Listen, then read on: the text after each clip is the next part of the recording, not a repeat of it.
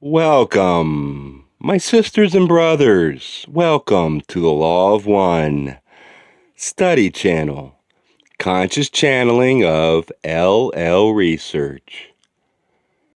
We shall speak of the ministry of being, the heart of the spiritually oriented living. Having examined many ways we can use spiritual tools to work on ourselves, having looked at doing the being, we are ready to look well at being ourselves, at this main mission for ourselves and all awakened beings on earth at this time, the lightening of the consciousness of Earth's population and of the planet itself. When wanderers awaken, we generally have a fairly committed sense of our mission. We may have no idea what our mission is, but we know we are here to serve. The first impulse of almost everyone, including myself, is to assume that this mission is a mission in the world, that we are to become teachers, healers, or offer some other dramatic or outstanding service that employs our outer gifts. I have come many years ago to value these gifts of doing in the world as outer missions only, and to think of them as far less central and important to our work on earth than the main, inner mission, which is to be ourselves. Our basic mission is a service which I have come to call the ministry of being, or essence, the ministry of being most deeply ourselves. Those of QO say there is no lag time between the open heart of self and service to the planet, that lightening of the consciousness of planet Earth. You came among these entities of flesh and bone. You took that flesh upon yourself and buried yourself into a world of shadows because you wished to make a difference. You heard the sorrow of those who dwell with you now, and you wished to stand among them as a witness and as one who is a channel for love. This is your great chance. These are the days you hoped and prepared for. And now the time is upon you. And how quickly, my friends, it is going, is it not? It seems illogical to expect to heal the world by healing ourselves. For are we not fallible and human? It seems to strain the imperfect surface self beyond bearing to expect it to heal even itself fully within incarnation, let alone the planet and its people. Indeed, I do not ask us to try to imagine this, rather to move into the frame of mind for more fully grasping the nature of this main mission. I would ask us to move from the mind and its thinking to the heart of the self and its wisdom. For within the heart are precincts of spirit and a deeper self. And in these climbs we are not ruled by the outer picture, by what we have done and not done. Rather, we are in a world of metaphysical essence, where thoughts are objects and intentions are everything. In this world, what we think, hope, intend, and dream is what is important. Boundaries may still have some layers of existence in that we may choose for our normal interpersonal boundaries still to exist, allowing us to protect ourselves as we feel the need from others in the outer world. But at the same time, we are in a frame of mind which recognizes that we are part of the infinite oneness of all things, that we are all one. While our minds dwell primarily in this awareness, the lightening of consciousness that we undertake within ourselves affects the lightening of the planetary consciousness. Those of QO say, "It is well to ponder the self itself, for it is yourself, your consciousness, that which is in the end in union with all that is, that will be the vehicle which is able to aid the planetary consciousness. Ourselves, our consciousnesses, seem in some way to be obvious and simple. Here we are. We weigh so much, we look thusly, but our true selves are deep and endless seas.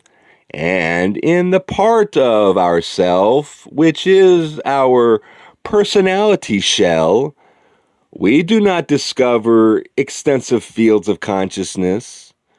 Working in consensus reality, we seldom touch into our heart of self, unless we have found the secret, which is to respect the self beneath the deeds and duties of the day, the self that breathes in and out and meets the moment.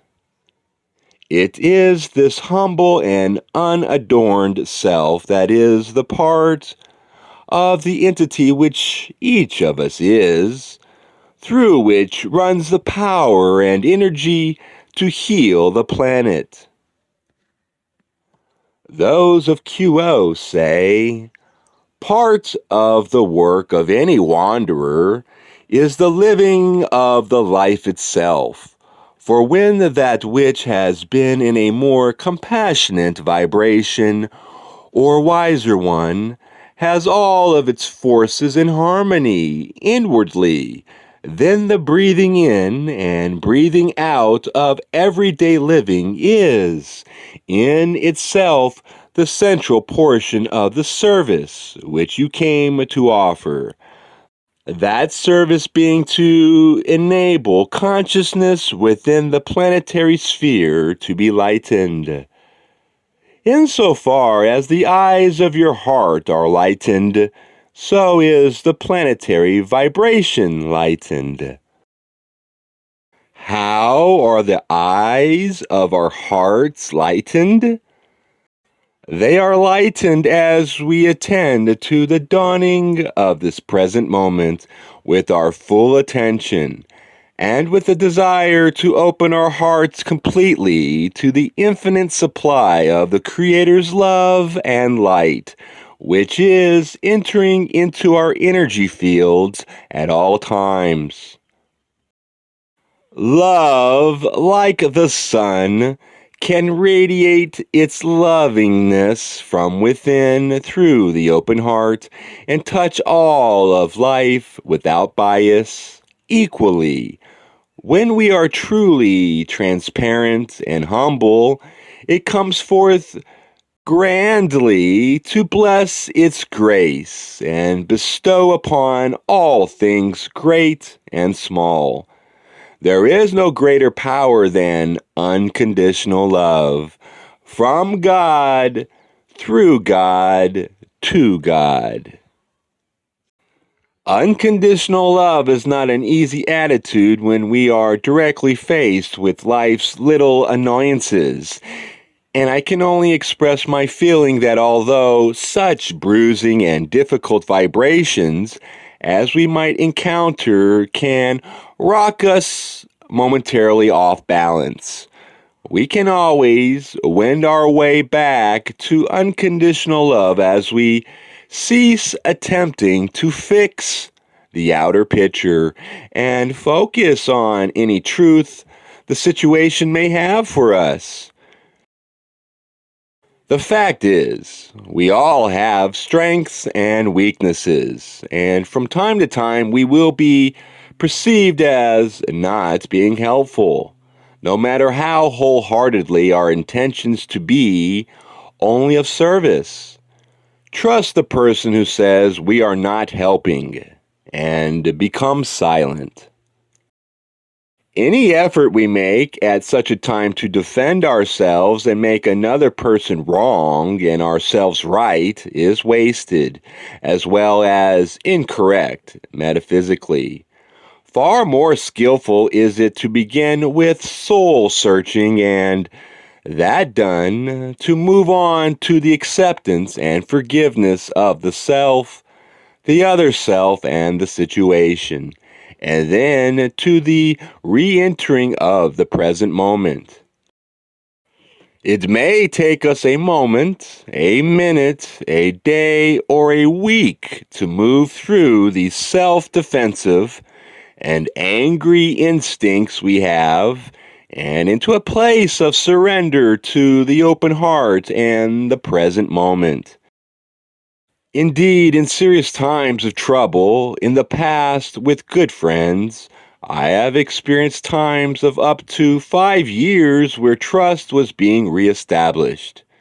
It is always possible if we don't give up. Further, if we are busy defending ourselves or our belief systems, we cannot do planetary work or work on ourselves. So, coming through the defending and the instinctive anger reactions to incoming insult and injury quickly and thoroughly and getting to the place of surrender to the heart and to unconditional love, which is the natural milieu of the open heart, is our hope in such a situation. If I ever sound as though I think I know more or am better than you, let me say that this is entirely not true, and I know it quite well. Although I have long been a teach-learner and counselor as well as a learned teacher, I am still just beginning to learn how to listen and to share well. I hope to continue learning for as long as I live. We are all equals here. I am often the bozo. We all are on the Earth bus. This is sound information to etch on our consciousness here on Earth, for we will find ourselves in confusion regularly. To return to our previous topic, the open heart is possible only when we are not involved with some momentarily attachment to disagreement or disharmony. We can hope to lift our lives day by day until we are in a constant state of open-heartedness. But this shall most likely continue in part to be just a hope, for our lives will continue to generate catalysts until all our catalyst has been seen, and that is usually not till just before we depart this earthly life, if we outlast it at all. Yet, with this said, I can also affirm that in the course of a life consciously lived in faith, the pronounced tendency is for the life experience to become significantly more peaceful and serene within the heart of the self, no matter what is going on out there. And even in the most difficult circumstances, working with our will to seek higher, we can find those moments of the open heart that lie within us even in the deepest trouble.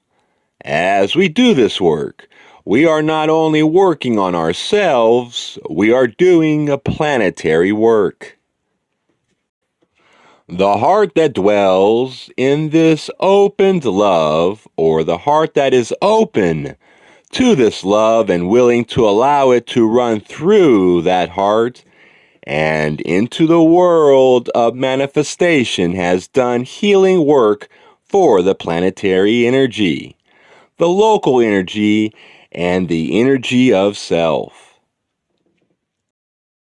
Never be ashamed of those times when we have not assessed ourselves as meeting the moment with an open heart.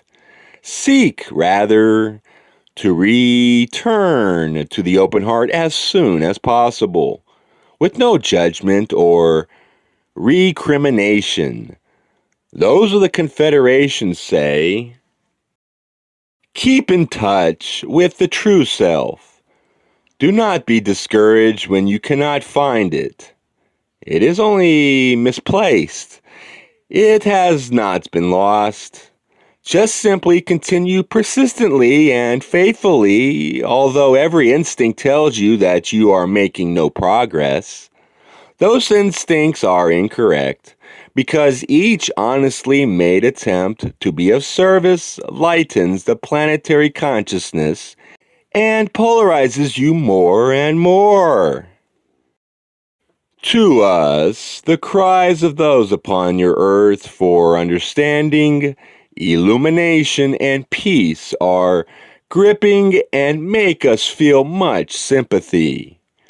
We feel the sorrow and the desire for the higher way, for the loving way, for the truthful way, for that quality of life which turns the everyday into an object of beauty and truth.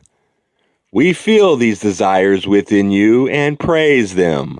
As you move in response to them, you are accelerating the rate of your spiritual evolution and beginning to live a life larger than yourself, in that as you attempt to live from moment to moment, fasting upon those things of greater importance, the vibration of your being lightens.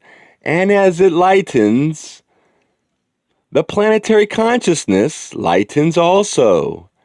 It is as though with your being, with that essential you that breathes in and breathes out, and yet remains beyond all breathing, you have the power to change the world.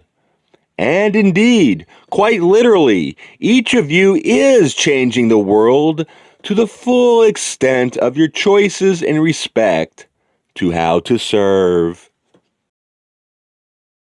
Don tended to ask about the adept rather than the wanderer or seeker, as he himself was a lifelong student of Western ceremonial magic, and because we were, during the contact with those of Ra, daily offering a magical ritual of protection of our place of working, in discussing visualization, Don asked,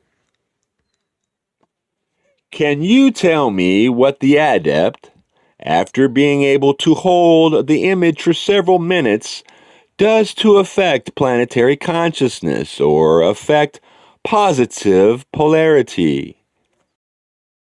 I am Ra.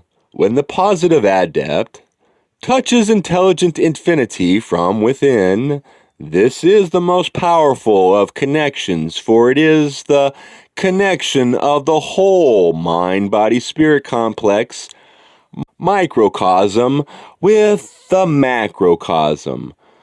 This connection enables the, shall we say, green ray, true color in time-space, to manifest in your space-time. In green ray, thoughts are beings. In your illusion, this is normally not so. The adepts then become living channels for love and light, and are able to channel this radiance directly into the planetary web of energy nexus.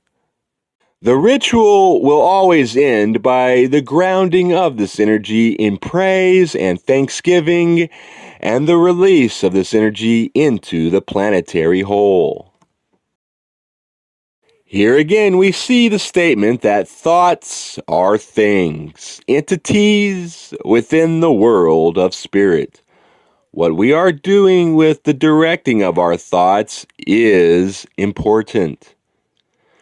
When we come finally into the open heart, having cleared the lower chakras and entered the present moment, we really do not have to do anything to be doing the work. We only have to be. How can one explain to friends and family and even acquaintances when asked, "What do you do?" A response of, "I radiate love and light," just seems downright insane in a world geared towards so-called progress. Often, this main mission for wanderers does not make sense to people who have not awakened to their metaphysical identity. Therefore, it is well not to share this feeling of the mission of being with those who have not shown some sign of being sympathetic to a spiritually oriented point of view. And if there is a scornful response when we do share this thought, shed that like water off a duck's back and move right on with our work. My friend Jody has a marvelously self-confident view of his service and puts the radiation of love and light in its proper position in his service, even though he has been an excellent outer counselor and teacher for a generation of seekers. He says, "My path has led from trying to counsel and teach to just being here. The limitations, pitfalls, and errors of a fifth density type service effort lead me to feel I can best serve others and progress by a self-contained approach of simple life and radiating love and light.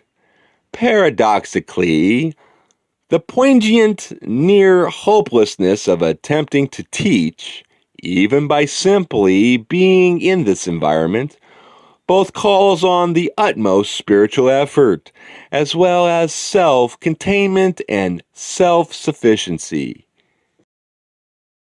My friend Kathy has less confidence in having gotten it right, but she expresses that beautiful assurance that she is listening to a source which will get a message to her if she is to serve differently.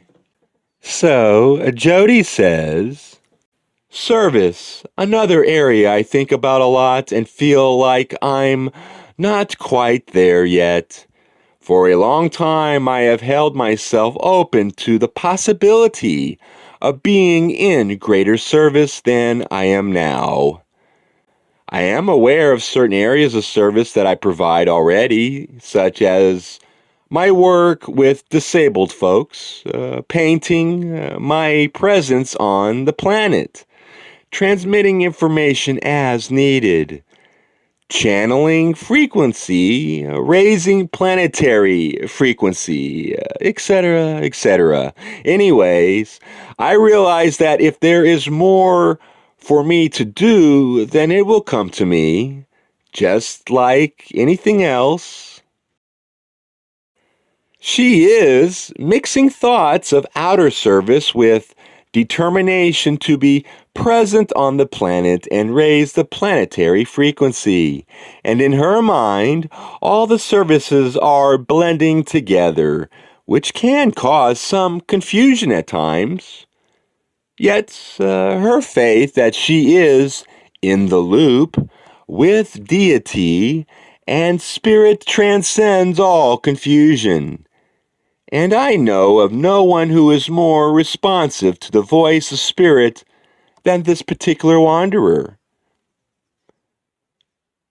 My buddy Mike echoes some of the above thoughts in this passage, talking about a session with his personal guide, Mira, and strikes me as a good general spokesman for the average wanderer when he says, during a session with Mira, which was an in-depth look at the self viewing the self within others, she clarified for me the idea of a wanderer being here to just go through life as a human in order to aid the planet.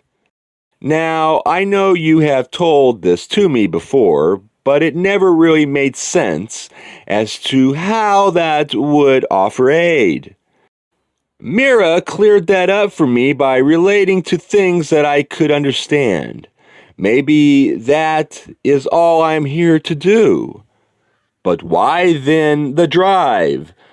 The feeling that I am not doing something I should be? Is that just within me? Generated by my own distortions, my own thinking, and my own lack of understanding.